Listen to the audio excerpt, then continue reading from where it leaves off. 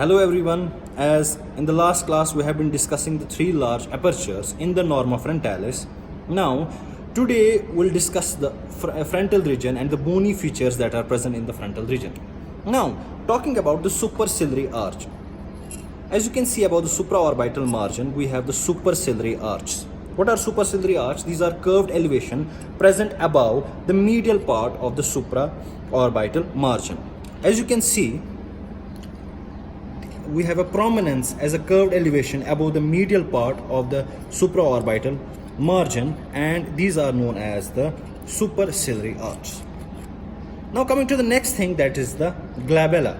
It is the medial elevation between the two. So between the two superciliary arches, we have a medial elevation that is known as the glabella. Now coming to the nasion. Now what is nasion? As you can see, this is the intranasal suture and this is the frontonasal suture. As you can see clearly, this is the intranasal suture and this is the frontonasal suture. Now the junction between the intranasal suture and the frontonasal suture is known as the nasion. Now coming to the next thing, that is the frontal eminence. As I told about the superciliary arch, now above this we have these rounded elevation that is known as the frontal eminence, or we call it frontal tuber. So these are rounded elevations just above the superciliary arch. Now coming to the next thing that we see in the frontal region, that is the maxilla bone. As you know, these are the maxilla of the paired bones, and in this maxilla we have a foramen that is known as the infraorbital foramen. Now this infraorbital foramen, as you can see clearly, it is situated 1 centimeter. It is situated 1 centimeter just below the infraorbital margin. Now, what does it transmit? Infraorbital nerve and infraorbital vessels pass through the infraorbital foramen. Now, after that, we have the incisive fossa. Incisive fossa, where is it actually located? It is just above. It is just above the incisor teeth. So just above the incisor teeth, we have the incisive fossa. After that, we have the canine eminence. Canine eminence, as you can see, so this eminence that you can see, this prominence, this is because of the canine teeth. This is produced by the root of the canine teeth, and that is known as the canine eminence.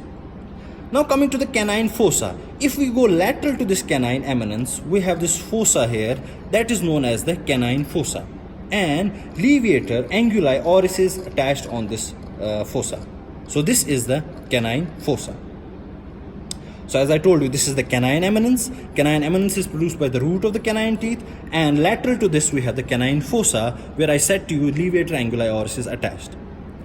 Now this maxilla bone has three processes. First is the frontal process. As you can see clearly, this is the frontal process, and this frontal process, it is sandwiched between the nasal bone and the lacrimal bone. So this is the lacrimal bone and this is the nasal bone, and in between we have the frontal process of the maxilla. Now coming to the zygomatic process. So this zygomatic process, it articulates with the zygomatic bone. So this is the second process of the maxilla. And then we have this alveolar process. Alveolar process, it bears sockets for the upper teeth. So these are the three processes. Frontal process, we have the zygomatic process, and we have the alveolar process. Now coming to the zygomatic bones.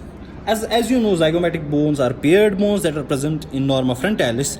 Each bone, if you see the zygomatic bone, each bone, this bone is situated lateral and below to the orbital opening. It is situated lateral and below to the orbital opening. Now this zygomatic bone, it is marked by a foramen. This foramen that you can see clearly here, this foramen is called zygomaticofacial foramen. So this zygomaticofacial foramen, it transmits zygomaticofacial nerve. So as you see clearly, this is the zygomaticofacial foramen. After that, we have this mandible bone that you can see below.